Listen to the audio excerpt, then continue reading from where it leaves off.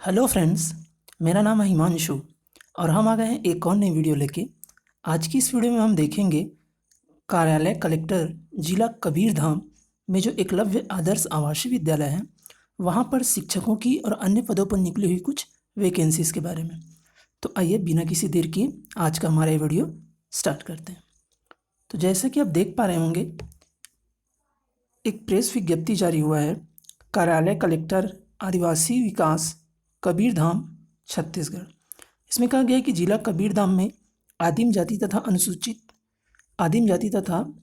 जाति विकास विभाग द्वारा संचालित एकलव्य आदर्श आवासीय विद्यालय तरेगांव जंक्शन विकास खंड बोड़ला में शैक्षणिक सत्र 2020-21 के लिए निश्चित मानदेय पर अतिथि शिक्षक पीजीटी, टीजीटी एवं अन्य पदों की पूर्ति हेतु 10/8/2020 तक इच्छुक अभ्यर्थियों से आवेदन पत्र आमंत्रित किए जाते हैं। तो लास्ट डेट जो यहाँ फॉर्म फिल करने की है वह 10 अगस्त 2020 है। अब आइए देखते हैं कि पदों का विवरण कैसा है। तो एकलव्य आदर्श आवासीय विद्यालय तरेगांव जंगल विकासखंड बोड़ला में अतिथि शिक्षक, अतिथि व्याख्याता विषय अंग्रेजी, व्याख्याता के अंग्रेजी विषय के लिए एक पद है।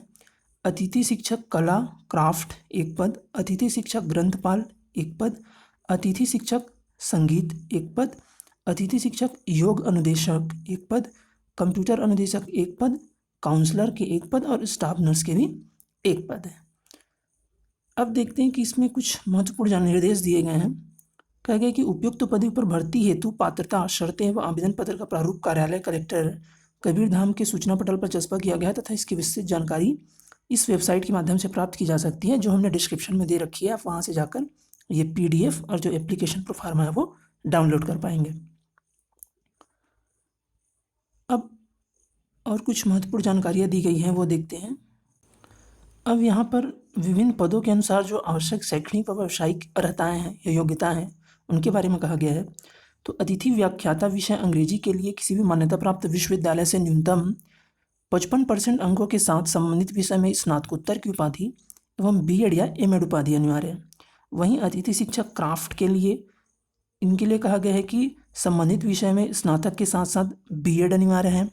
अतिथि शिक्षक ग्रंथपाल के लिए कहा गया है कि संबंधित विषय में न्यूनतम 50% अंकों के साथ स्नातक होना चाहिए तथा B.Liv होना चाहिए।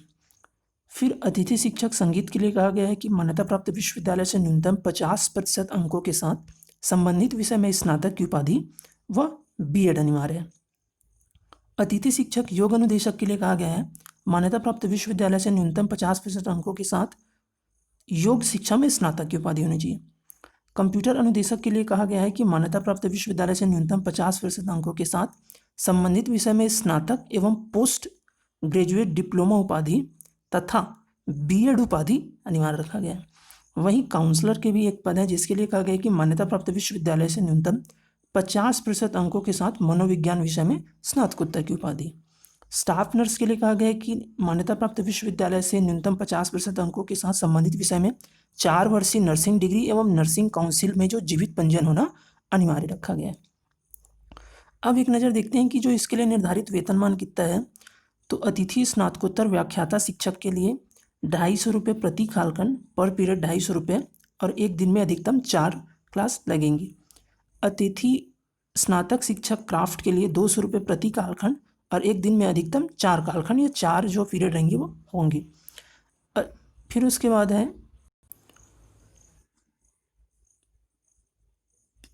बाद है अतिथि स्नातक शिक्षक ग्रंथपाल संगीत या योग अनुदेशक के लिए 150 रुपये प्रति कालखंड, एक दिन में 4 कालखंड। कंप्यूटर अनुदेशक के लिए 150 रुपये प्रति कालखंड, प्रतिदिन अधिकतम 4 कालखंड।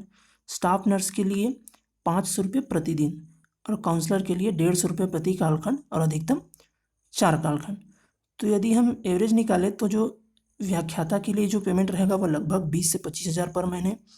अतिथि शिक्षक स्नातक शिक्षक जो रहेंगे उनके लिए लगभग 18 से 20 हज़ार रुपये पर महीने पर मंथ। और यहाँ पर जो अतिथि स्नातक शिक्षक है जिसके अंतर्गत ग्रंथपाल संगीत व योग अनुदेशक हैं इनके लिए लगभग 13 से 15 हज़ार के आसपास पर महीने इनको सैलरी मिलेगी। कंप्यूटर अनुदेशक को भी लगभग 13 से 15 हज़ार। स्टाफ नर्स को स्टाफ नर्स को थोड़ा ज़्यादा मिलेगा। इनका लग रहा है कि चूँकि प्रतिदिन के हिसाब से है तो ये उन पे डिपेंड करता है कि किन किन दिन वो बुलाते हैं, लेकिन हाँ 500 रुपये प्रतिदिन रहेगा। काउंसलर के लिए भी लगभग 13 से 15 हज़ार रुपये पर मंथ। अब देखते हैं कि जो भर्ती का तरीका क्या है। तो इसमें कहा गया है कि जो न्यूनतम योग्यता के आधार पर वरीयता सूची तैयार की जाएगी और उसके आधार पर ही चयन होगा, मेरिट लिस्ट के आधार पर। फिर उसके बाद अन्य महत्वपूर्ण शर्तों के संबंध में कहा गया है कि यह छत्तीसगढ़ का जो भी अभ्यर्थी है उनको छत्तीसगढ़ का मूल निवासी होना आवश्यक है और रोजगार कार्यालय का जीवित पंजीयन होना आवश्यक है। फिर कहा गया कि चयन हेतु अभ्यर्थी की पात्रता अपात्रता के संबंध में अंतिम निर्णय जो रहेंगी वह संस्था लेगी और जब चयनित आवेदक जो रहेंगे वह सत्यापन के समय जाएंगे तो उनके पास वो सारे डॉक्यूमेंट्स ओरिजिनल फॉर्म में होने चाहिए। फिर आवेदन पत्र जमा करने संबंधी जो विधि के बारे में बताया गया है कि जो पूर्ण रूप से भरा हुआ जो आवेदन पत्र है वो एक एड्रेस दिया है, कार्यालय सहायक आयुक्त आदिवासी विकास, कबीरधाम कलेक्ट्रेट भवन, प्रथम तल, कवर्धा जिला कबीरधाम, पिन नंबर 491995 में रजिस्टर्ड डाक या स्पीड पोस्ट के माध्यम से स्वीकार किए जाएंगे 10 अगस्त तक। फिर इसमें कहा गया कि यदि आप एक से अधिक पद पर आवेदन करना चाहते हैं तो अलग अलग आवेदन पत्र आपको भेजने पड़ेंगे और उस लिफाफे के ऊपर में स्पष्ट उल्लेख करना पड़ेगा कि आप किस विषय के लिए और कौन से पद के लिए अप्लाई कर रहे हैं। अंतिम तिथि 10/8/2020 है। और ये आवेदन पत्र का प्रारूप है, जिसे डिस्क्रिप्शन में हमने लिंक दे रखी है, वहाँ पर जाकर इसे आप आसानी से डाउनलोड कर पाएंगे।